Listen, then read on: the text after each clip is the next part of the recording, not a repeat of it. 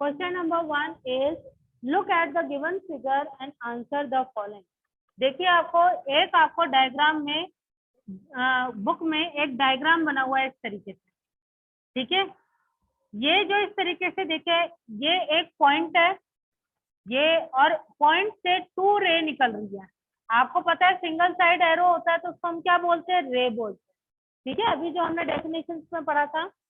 और जो दोनों साइड्स एरो बना होता है, it is called a line.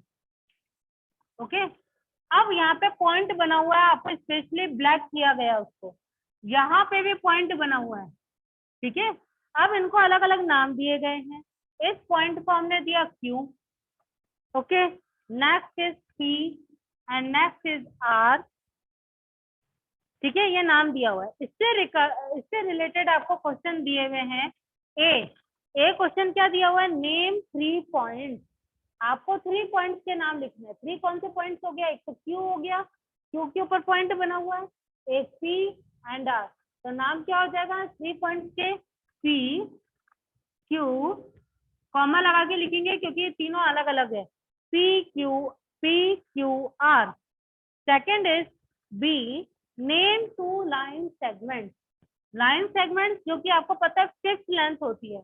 ये देखिए, आप इस एरो की तरफ ध्यान मत दो, इन दोनों एरो की तरफ मत देखो। ये जो पॉइंट से इस पॉइंट तक की लाइन जो आ रही है, इसको हम लाइन सेगमेंट कहेंगे। It is called PR। और लाइन सेगमेंट बनाते वक्त ऊपर इस तरीके से लाइन बनाती है, ओके। और 2 लाइन सेगमेंट्स बनेंगी, कैसे कैसे बनेंगी देखिए।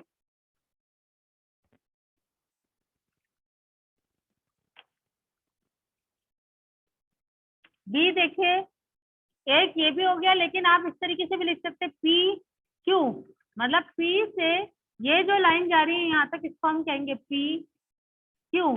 एक तो 1 लाइन सेगमेंट हो गया, सेकंड लाइन सेगमेंट हो गया PR, और थर्ड लाइन सेगमेंट हो गया QR,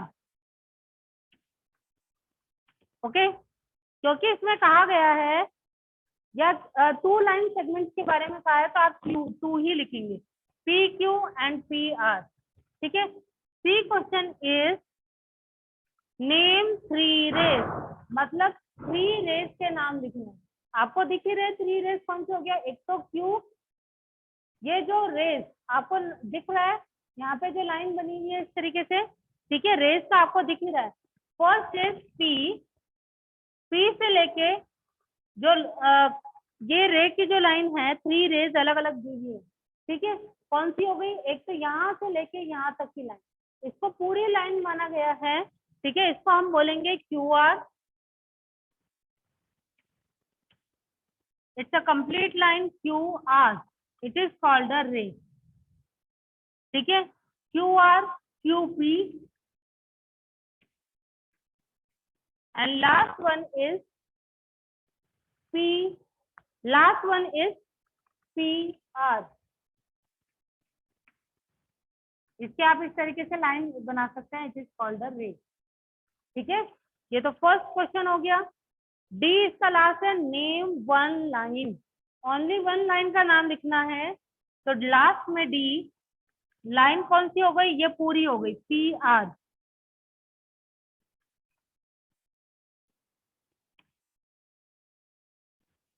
ओके। पॉइंट्स को ध्यान में रखते हुए करोगे तो आपको इजीली समझ में आ जाएगा, ठीक है। Next is question number 2, fill in the blank. It's a very easy because of these fill in the blanks is a depend on ray, line, point, or जो whatever we will discuss, we have discussed the definitions. So first is fill in the blank. Question number 2, A. A ray has dash and point. आपको पता है रे के कितने end point होते हैं, 1। तो आप क्या लिखोगे, a ray has 1 end point. Question number 1 and 2 do in book only. B is a line segment has dash length. It means fixed length. Fixed length होती है इसकी। C, a ray has dash length, रे की क्या होती है, मतलब कि फिक्स लेंथ नहीं होती है, तो हम क्या बोलेंगे, no definite length, no definite length, मतलब कि फिक्स लेंथ नहीं होती है। D is a line has dash end point, line के कितने एंड पॉइंट होते हैं, a line has dash end point, no end point, इसका कोई भी एंड पॉइंट नहीं होता है। Last is E, a dash has no length no breadth and height, किसकी लेंथ ब्रेथ और हाइट नहीं होती, पॉइंट की। ठीक है, ये सारे आपके जो भी क्वेश्चंस आपने फिलअप किए हैं वो सारे डेफिनेशन बेस्ड हैं। Is that clear? Now we will discuss question number 3।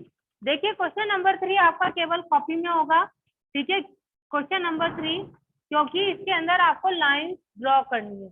ठीक है, draw each of the line of the following line. ठीक है, जैसे ए आपको दिया हुआ है, क्वेश्चन नंबर 3 समझ लीजिए, ए अ लाइन पी क्यू, मतलब आपको लाइन ड्रॉ करनी है जिसका नाम आपको पी क्यू रखना है, और लाइन आपको पता है both side arrow, it is not a fix length, and name is P Q. Next B is a line segment, a line segment LM.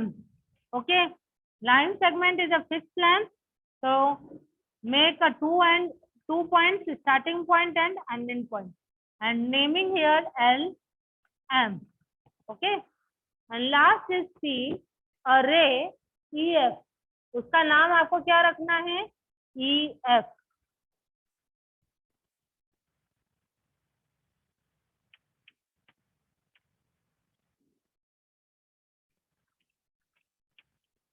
रे में वन एंड पॉइंट होता है एंड एक डायरेक्शन में हम लाइन को बढ़ा सकते हैं, तो it is called E and S. ठीक है, तो एक्सरसाइज क्वेश्चन नंबर जो आपका 4 है, स्टडी दिस स्लोगन।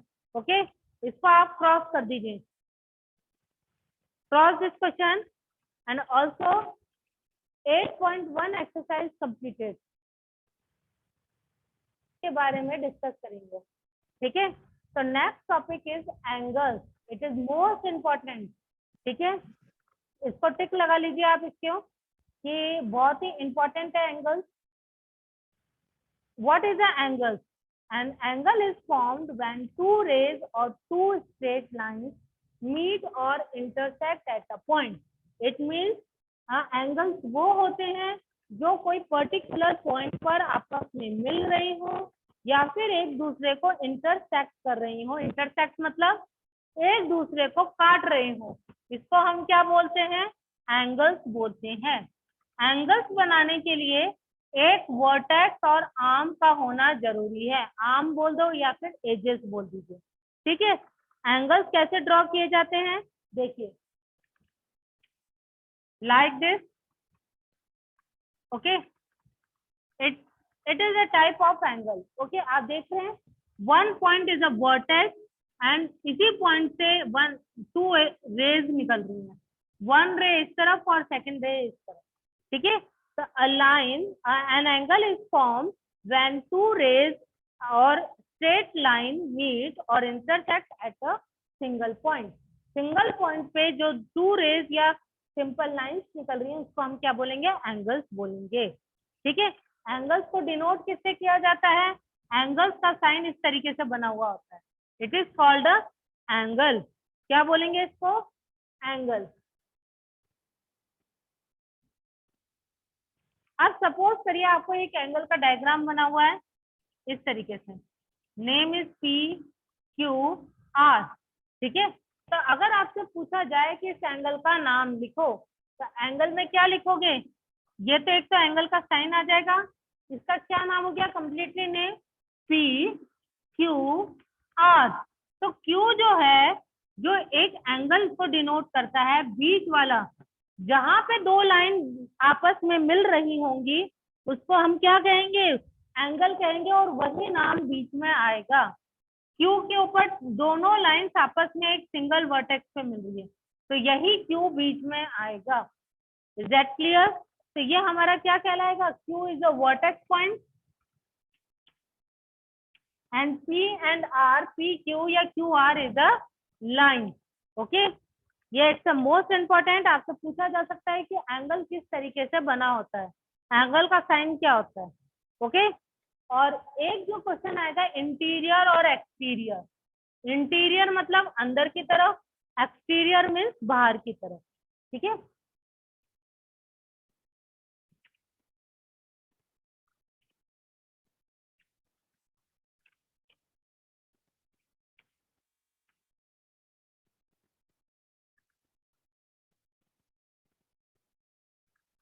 अब आपसे कहा जाए कि इसमें इंटीरियर और एक्सटीरियर बताना है। इंटीरियर जो पॉइंट इस एंगल के बीच में दे रखे हैं, मतलब इसको हम क्या कहेंगे? अंदर की तरफ। ठीक है, और जो बाहर की तरफ है, जो बाहर नाम लिखे हुए हैं, उनको हम क्या बोलेंगे? एक्सटीरियर पॉइंट्स बोलेंगे। ठीक है, तो अब देखिए, जैसे अगर कहा जाए interior point is a C F only, interior point क्या होंगे? सी एफ, और exterior point is a G Q. P Q R तो केवल एंगल का नाम होगा। Is that clear? बहुत ही ध्यान रखना इसको। एंगल नेम क्या हो जाएगा? Angle name is P Q are, it is called angle name. Interior, interior मतलब जो अंदर की तरफ दिया हुआ हो। ठीक है, अंदर की तरफ जो पॉइंट दिए हुए होते हैं उसको इंटीरियर कहते हैं। इंटीरियर सी एफ, एक्सटीरियर मतलब जो बाहर की तरफ पॉइंट है, it is called G Q. ठीक है, इट्स एक्सटीरियर पॉइंट। ओके, इतना ही है बस। ठीक है, आपको ये चीज ध्यान में रखनी है। Interior, exterior, parallel line, intersecting line, parallelogram, ये सब चीजें हमें, परपेंडिकुलर लाइन, ये सब चीजें हमें ध्यान में रखनी है। Next is 8.2। Okay,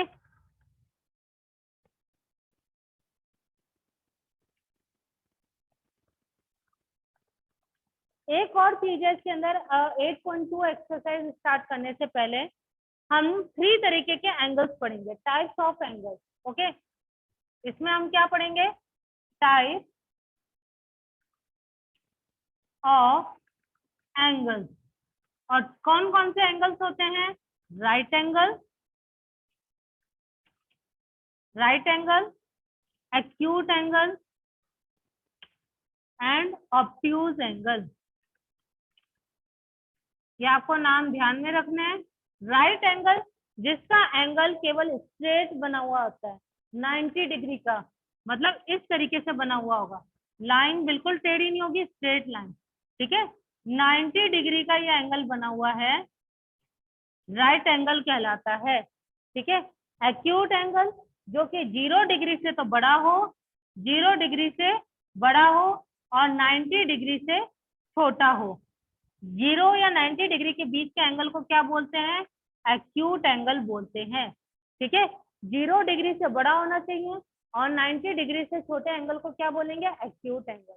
and obtuse angle 90 degree से बड़े और 180 डिग्री से छोटे, it is called a obtuse angle.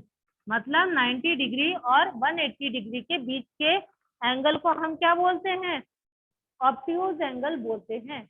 अब आपको अगर डिग्री दी हुई होगी और आपको केवल पहचानना है इसी केवल डिग्री के बेस के ऊपर कि ये कौन सा एंगल है। राइट एंगल आपको पता चल गया 90 डिग्री का होता है। एक्यूट एंगल 0 डिग्री से बड़ा बट 90 डिग्री से छोटा। ऑब्ट्यूज एंगल 90 डिग्री से बड़ा बट 180 डिग्री से छोटा, it is called a obtuse angle. Exercise 8.2, first question is, ये भी बुक में ही होगा, which of the following figures represent an angle. ठीक है, आपको 4 ऑप्शन दिए हुए हैं, इनमें से बताना है कि कौन सा आपको एंगल को रिप्रेजेंट कर रहा है। ए, बी, इस तरीके से लाइन बनी हुई है ए में एंड बी,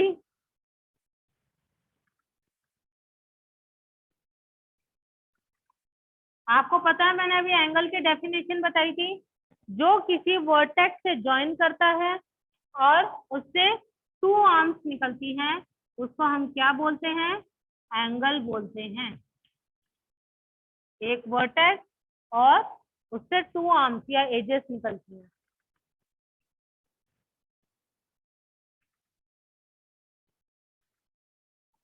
आपको सिंपल दिख रहा है क्वेश्चन नंबर 1 में, बी में एक तो एंगल बन रहा है, ठीक है, and C, B and C are angles, इसको आप टिक लगाना है केवल आपको। ओके, क्वेश्चन नंबर 2 भी आपको बुक में ही करना है, आपको डायग्राम दिया हुआ है, डायग्राम के अकॉर्डिंग जो जो क्वेश्चंस पूछे गए हैं उसके आपको नाम लिखने हैं। Okay,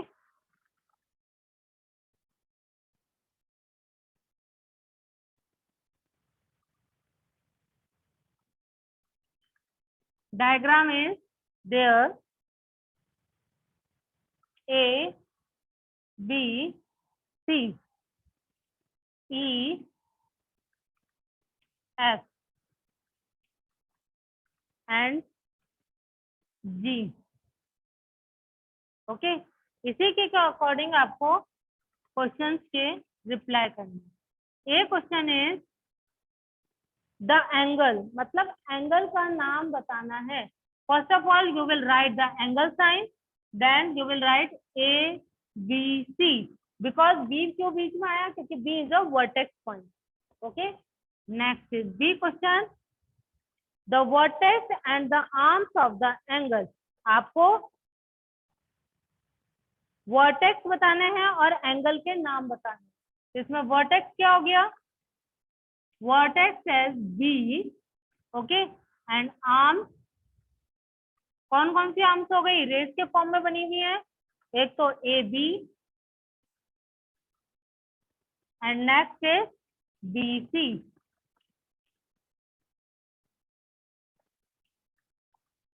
okay, two arms and one vertex.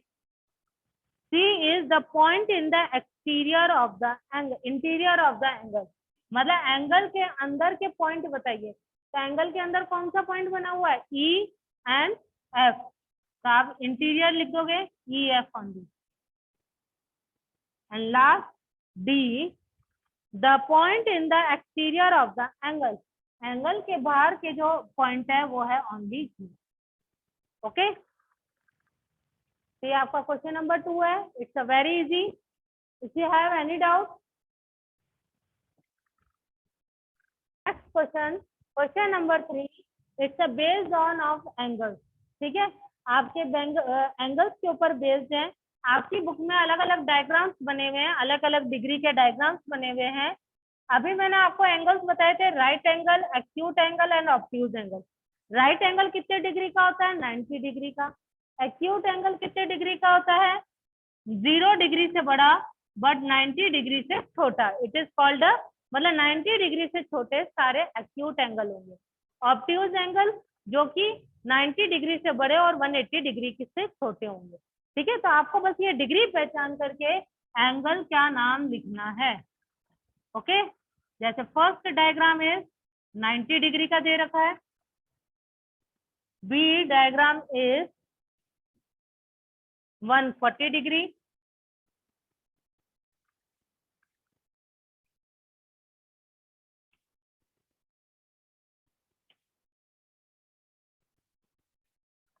अब जैसे 90 डिग्री का डायग्राम है तो इस एंगल का क्या नाम हो जाएगा? Right angle.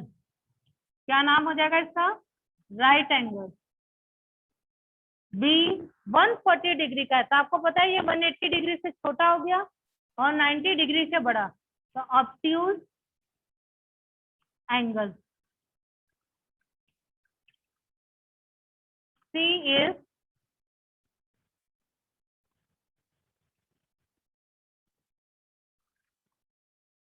70 degree, D is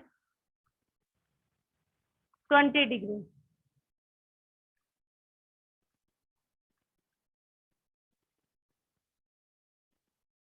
तो आपको पता है 0 डिग्री से बड़ा बट 90 डिग्री से छोटा है 70 डिग्री, तो इसको हम क्या कहेंगे, एक्यूट एंगल। क्या कहेंगे, एक्यूट एंगल। ये भी 20 डिग्री का है, मतलब कि 90 डिग्री से छोटा, it is called acute angle. ठीक है, तो आपको इसी तरीके से ये एक्सरसाइज 8.2 कंप्लीट हो चुकी है। Okay, next topic is we will discuss tomorrow polygon. Okay.